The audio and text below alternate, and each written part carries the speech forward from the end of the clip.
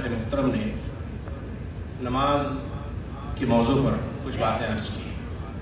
نماز، صلاۃ کی اہمیت کیا ہے، یہ کتنی عظیم عبادت ہے اور کس قدر آپ صلی اللہ علیہ وسلم نے اس کی اہمیت بیان کی ہے اور اس پر زور دیا ہے.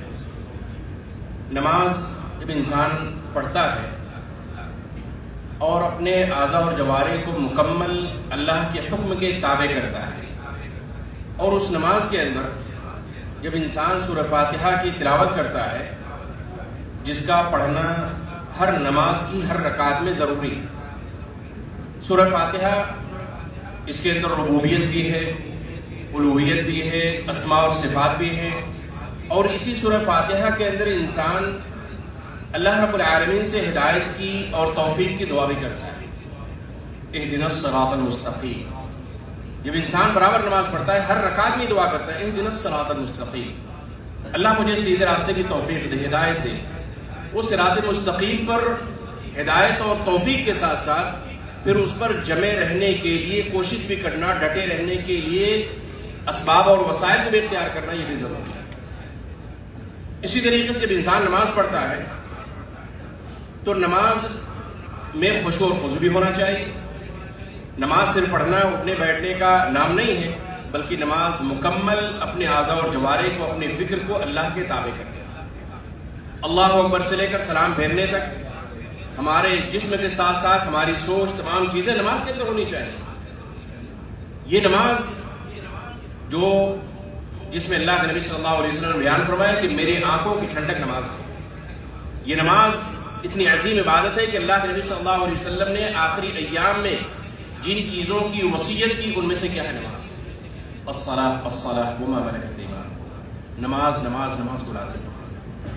آج جہاں عقیدے میں خلل امت مسلمہ کے اندر ہے، وہی نماز سے بھی لوگ بہت زیادہ دور ہیں. نماز نہیں پڑھتے، جمعہ کے اندر مسجدیں بھر جاتی ہیں لیکن عام نمازوں کے اندر وہ نمازیں غائب ہو جاتی ہیں. نماز پڑھیے، یہ نماز آپ کی پہچان ہے، اسلام کا شعار ہے، اسلام کی جو پلرز ہیں ان میں سے ایک عظیم یہ نماز ہے.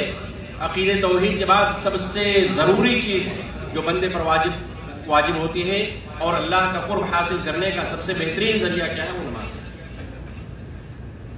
اور نماز کے اندر ہی انسان کیا ہوتا ہے، اپنے رب سے سب سے زیادہ قریب ہوتا ہے. اقرب ما يكون العبد من ربه عز وجل وهو ساجد. سب سے قریب بندہ سجدے کی حالت میں اپنے رب سے قریب ہوتا ہے.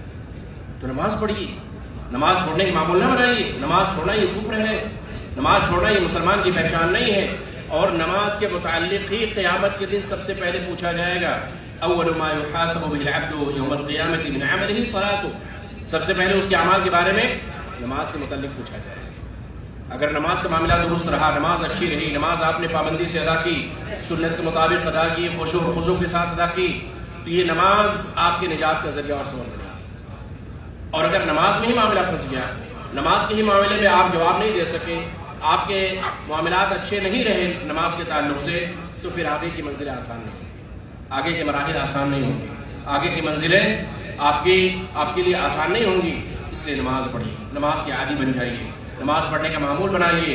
اور نماز کے ساتھ ساتھ شرک اگر کسی کے اندر ہے تو اس سے بھی دوری اختیار کرنے کی ضرورت ہے. شرک ہے، بدعات ہے، خرافات ہے، ان تمام چیزوں کے ساتھ کوئی بھی عبادت اللہ تعالیٰ قبول نہیں کرتا ہے. اگر کسی کے اندر شرک ہے، نماز پڑھ رہا ہے، روزہ رکھ رہا ہے، کوئی اور عبادت کر رہا ہے، اللہ تعالیٰ ان عبادتوں کو قبول نہیں کرے گا. اس لیے سب سے پہلے شرک سے دوری اختیار کرنے کی ضرورت ہے. توحید کو توحید خالص اپنانے کی ضرورت ہے. اگر شرک کا شائبہ کہیں بھی پایا جاتا ہے اس کو دور کرنے کی ضرورت ہے. صحیح دین کیا ہے، توحید کیا ہے، الوہیت کیا ہے، اللہ کی کس طریقے سے عبادت کی جانی چاہیے، اس پر ہم تمام کو غور کرنے اور اس پر عمل کرنے کی ضرورت ہے. اور پھر نماز کی پابندی کرنے کی ضرورت ہے. اور فرائض کے ساتھ ساتھ سنن کی بھی پابندی کرنے کی ضرورت ہے. فرائض کے ساتھ ساتھ سنتوں کی بھی پابندی کرنے کی ضرورت ہے. اللہ کے السلام و سلام شامل ہے جو شخص دن اور رات میں 12 رکعتوں کی پابندی کرے گا فرض کے علاوہ، اللہ رب العالمین جنت میں اس کے لیے محل بنائے گا. تو فرائض کی پابندی کیجیے، لیکن اس سے پہلے جو سنن رواتب ہیں، جو سنت مؤکدہ ہیں، ان کی بھی پابندی کیجیے. اللہ کے نبی صلی اللہ علیہ وسلم نے اس کی یہ فضیلت بیان فرمائی. اللہ رب العالمین ہم تمام لوگوں کو نماز کا پابند بنائے، پابندی کے ساتھ نماز کی ادائیگی کی توفیق عطا فرمائے، اور نماز کو خشوع اور خضوع کے ساتھ پڑھنے کے اللہ تعالیٰ ہمیں توفیق عطا فرمائے. سنت کے مطابق نماز کی ادائیگی کی توفیق عطا فرمائے. آمین ثم آمین. وصلی اللہ تعالی علی نبینا محمد وعلی آلہ وصحبہ.